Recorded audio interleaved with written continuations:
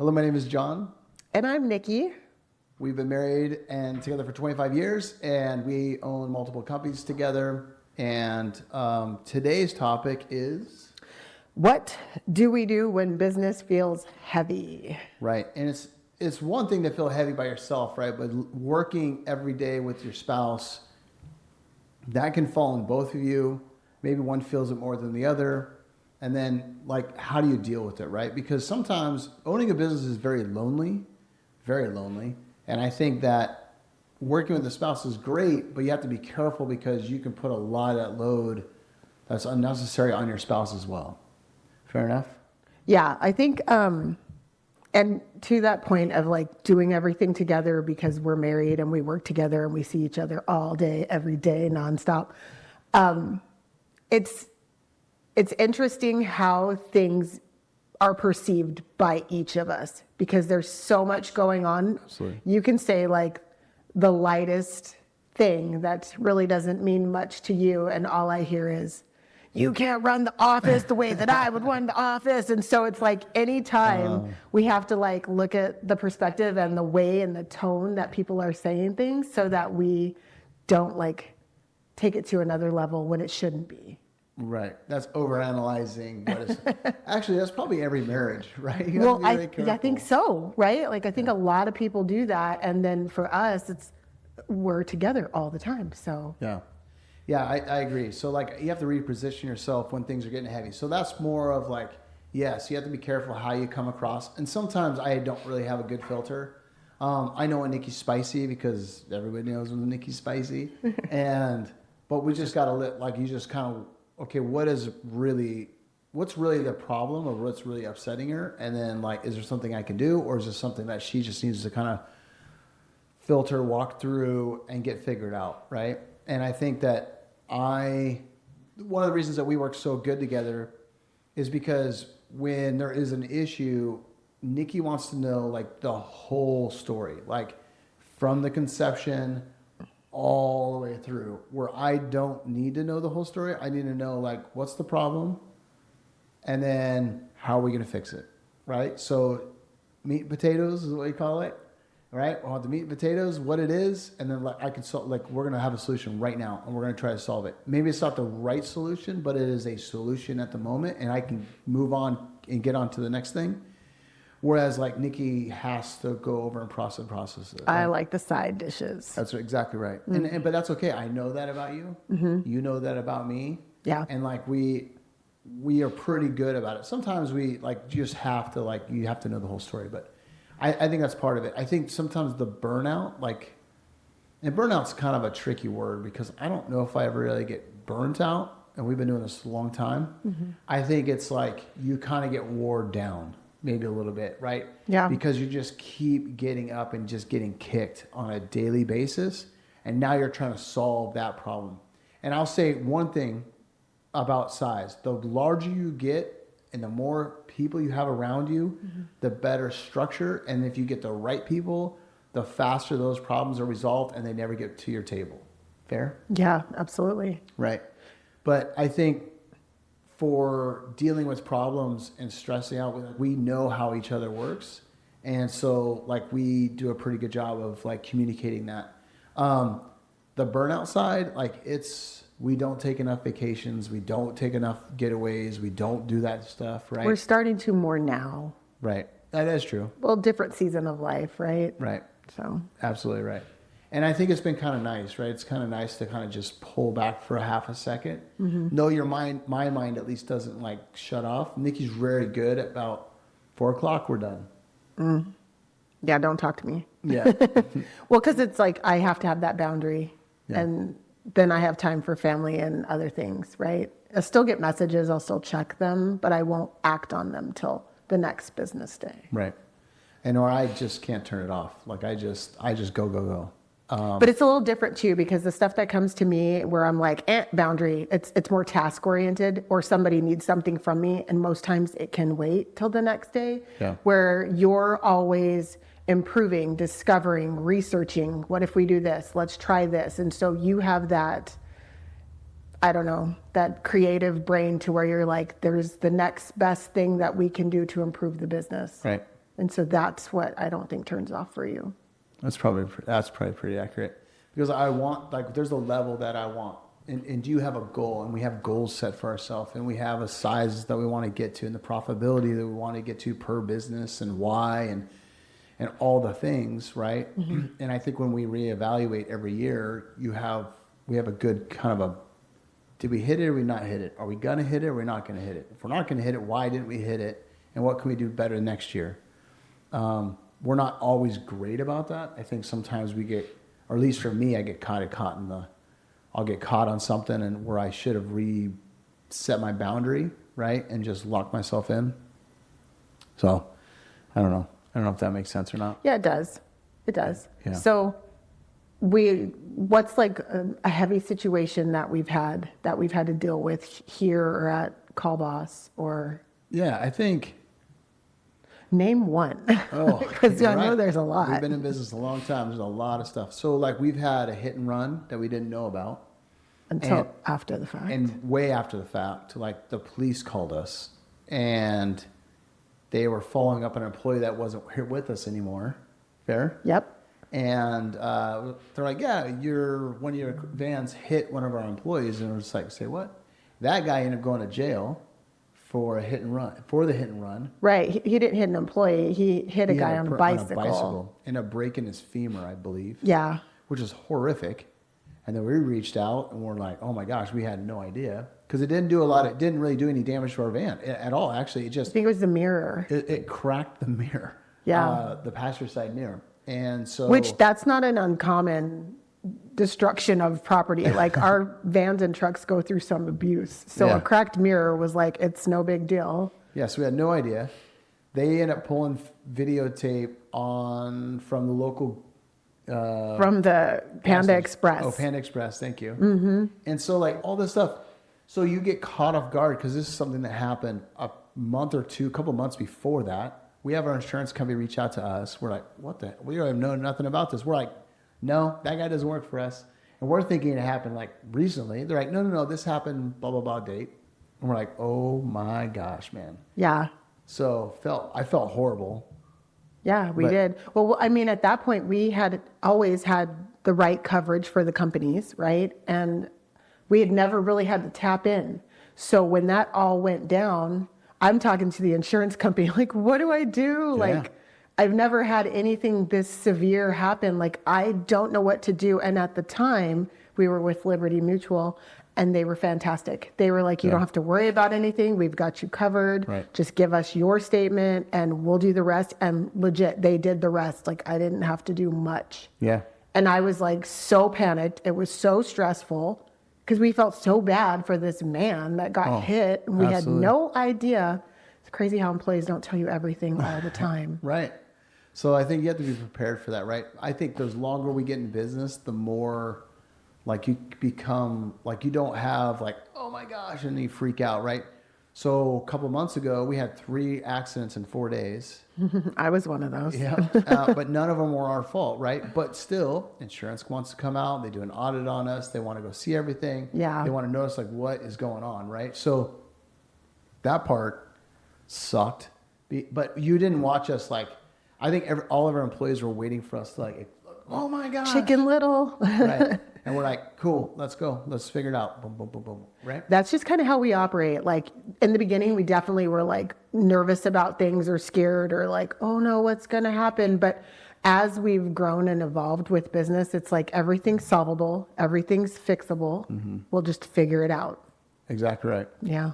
Yep. So I think dealing with stressors, I think going in with a level head is the right mode, right? Going in elevated one way or the other never helps anybody in situation. Your situation, your spouse's situation, the company's situation.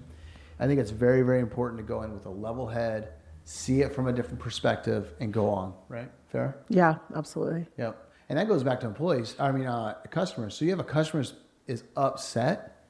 Dude, take it from their perspective. If you were the customer and they have whatever that situation happened to you, would you be mad? Man, put that in your own perspective. That'll change your mind on a lot of things because all too often people get like, well, that guy's ridiculous or that gal's ridiculous or whatever. man, put yourself in their shoes. Now, how do you feel? And man, more often than not, I'm like, oh shoot, okay, I can see their side. We actually did drop the ball. Yeah. That we didn't mean to drop, that we will absolutely fix, but That's it right. happens. So what happens when we drop a ball? Somebody's got to go back in and fix it. That's right. But if you're asking me, that's where the meat and potatoes on the side dishes come in, because I have to go back and research the whole account to see, did they really inquire about those services? Did they really let us know that there was an issue? Did they text it? Did they email? Did they call? Like, I have to find all of the receipts so that I can plead our case. Absolutely. But when we find that it is an issue, like, it's easy to be like, it's not a problem, we'll take care of it.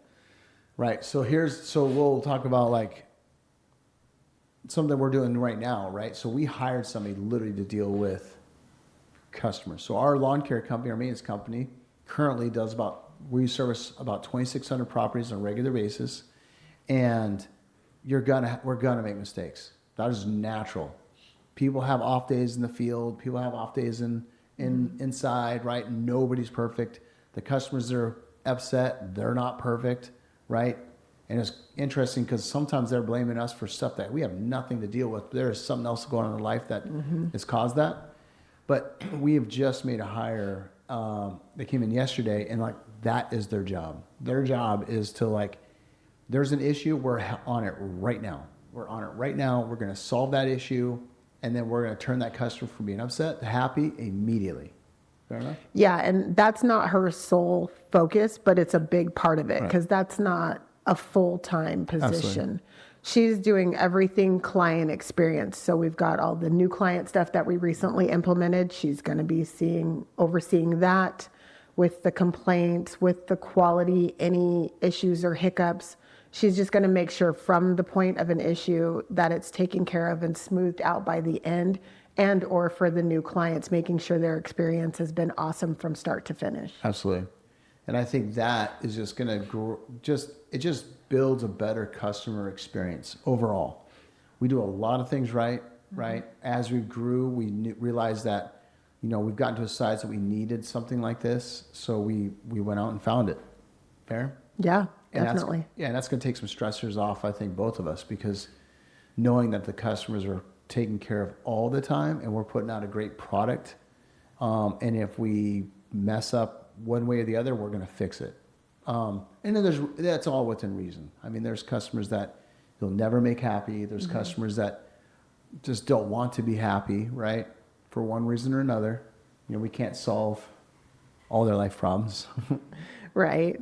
So, but it's going to be helpful too, because there's stuff that never makes it to our plate, right? Like, we have a good team in place and they want to handle things and take care of things, but there's those things that slip through the cracks, like, ooh, maybe I didn't do that right, or I didn't do what I should have for that client.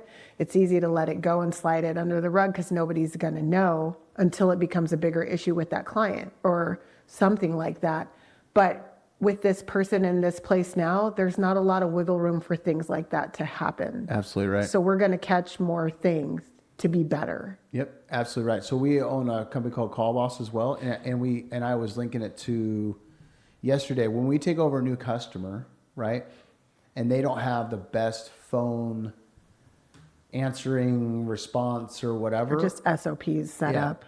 So Call Boss will take it, and we typically have a month to 2 months of absolute hearing the worst out of people, because that company wasn't answering their phone, they weren't responsive, whatever. So Call Boss goes in, answers the phone, we answer the smile, empathy, all the things, and customers are just pissed but they finally got a hold of somebody. So it takes a month to 2 months to kind of get through that. Fair enough? Yeah. And then everything kind of settles down. And it's not like those companies were trying to do a bad job. Oh, no. They were just trying to stay afloat. Absolutely So right. they don't have the time to respond as they should. That's when they come to us. We help them out. And now you're right. It's like, oh, everybody's hot and spicy. All right, well, let's get through this, because now you can communicate with me, and I'll be here next time you call. Absolutely right. Then it gets better. Absolutely right. So you talk about, like, we talk about burnout, and you talk about all these things. Like, you put those levels and layers in place, it'll help you not burn out necessarily, right? Yeah. The other thing I'd like to add is, like, goddess sex. Goddess sex will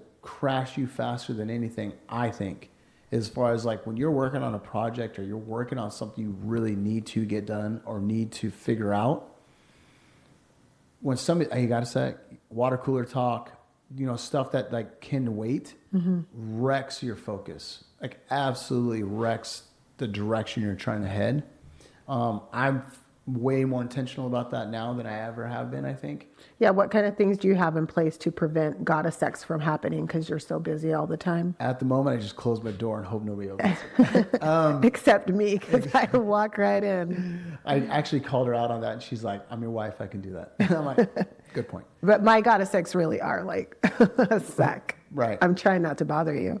So I think it has gotten better, and I think there's been some positive moves in the company because I've been able to like just lock in for a minute. But it's self-discipline, right? So it's like, okay, I'm not going to do these other things until I get this done, or I'm going to work on this for X amount of time, and then once I get that done, then I can go over and do these other things. And I think it's been pretty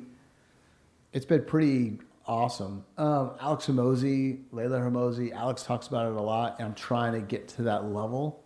I go on a walk every morning. Like, so I come in early, we get the crews out. I go for a 4 to 5 mile walk every morning, but it's like, I put this like background music on. So I make my phone calls initially to the certain people I have to. And then I go and I put this lo-fi music on, and all it is to just get me and start thinking. Trying to solve problems, try to understand, okay, what roadblocks we have coming, where are we at financially, just whatever it is for that day. Mm-hmm. And I think for me, that's helped out tremendously. Because if you do it when like the office is here and sales guys and everybody else, it gets chaotic. It's nice to see that you've incorporated clarity breaks throughout your day, because when we first started Traction and we're trying to find time for clarity breaks, it didn't exist. Like there was just no time. Yep. And now you've got to where every day we know you're gone for about like 45 minutes to an hour, and everyone knows John's walking. Yep. So it works. And if I don't, people are like, are you not walking today? I'm like, man. But it's good. So I get my steps in, get some exercise, but I'm out there just like really working on the next thing, right? Really, I try to understand like where we're at, why we're at, what can we do better? Like that's constantly. And I think that comes into having a good team. Yeah, for sure. And you also said time blocking. Like in the beginning, time blocking was kind of hard. I had time blocking set up so everyone knew between 1 and 2 they could ask questions, because it was like bombarding for a while there. And now it's like that timer goes off on the calendar or whatever, and people don't have questions. Like they've learned how to figure out most things on their own at this point, so that's not a needed like time block anymore. Right. Yep. And I think preventing, like we were talking about burnout, and we're talking about like all like the stressors. Mm-hmm. I think as you put better people in place, that doesn't take the stress away, but it lets you deal with higher level things. Because there are certain things that are always going to get to your desk, right? Like something that car accident, or somebody gets hurt, or big client that's upset. Like, but most of the time they can divert that stuff and they can just deal with it, right? So at Call Boss, we have a great team that can just deal with the flow of it, the things that are happening for the most part day to day. At Little John's, like we're getting really close. It's just a lot more moving parts at Little John's, I think, is part of the problem. Yeah, I agree. Yeah. So anyways, I think overall it's keeping a level head, giving yourself perspective of, to putting yourself in the customer's shoes, having empathy for your customers, having empathy for your employees. Mm-hmm. Know that not everybody's works the same level that we do. Sure. Right? Yeah. I feel like, and you called out, Jesus Christ. There's no calling out to work. Right. And so, but understanding that does happen, right? And so like they have lives, they have things they want to do. You support that, and you support a great employee, then they do great things for you and for the company. And it just moves everybody forward. Yeah. Fair? Yeah. I think one of the biggest things that we've learned, like when business feels heavy, is we can take a step back now, and we're so much more calm. Yeah. Like the events that used to like put your blood pressure on like 1,000 and you're like, oh no. Like we're just more calm about it now, because I think as we've grown over the last 13 years, it's like, okay, I think that's the biggest takeaway for when business seems heavy. Just remember everything's temporary and we can find a solution. Everything's fixable. Everything's fixable, yeah. Yeah, and it may be that we're not going to continue with certain clients and we have to part ways, and that may be the fix. Yeah. But we'll find a solution. Yeah, absolutely. Well, and I think the other thing too is like you have to, as a business owner, if you work sole by yourself or you and your wife, you have to have a very clear understanding of like how big you want your company to be. If you want to be small, awesome. There's a lot less headaches, but there's less infrastructure. So like if somebody calls out, that is way more detrimental to you versus being larger. If you're larger, okay, we know like on a daily basis, like there's somebody that's probably going to call out every day. That works on the outside, right? So knowing that, we buffer ourselves for that and we plan for it versus when we're small, it's chaotic, right? You have one guy calls out or whatever, like that can shut a truck down, that can shut multiple trucks down, like, depends on your size. So I think you have to understand that, and then you have to be okay with your decision of what you decided, right? Because growing is tough. Going over, 7 figures, going over $1 million is tough, and we've done it twice and it's tough both times. But you have to have, I think you have to have that, and you have to be okay with it, because you can't be upset with yourself or be stressed out all the time if you've decided to stay small or if you've decided to go large, right? You just have to see the big picture. Right. I agree. Yeah. Good? Perfect. All righty. Yep. So I think wrapping it up, I think all in perspective is what you need to do. That'll solve a lot of headaches. Take a deep breath and know that whatever it is temporary. That's right. Go get a coffee. There you go. Yeah, man. Thanks for listening. Thank you. Have a great day.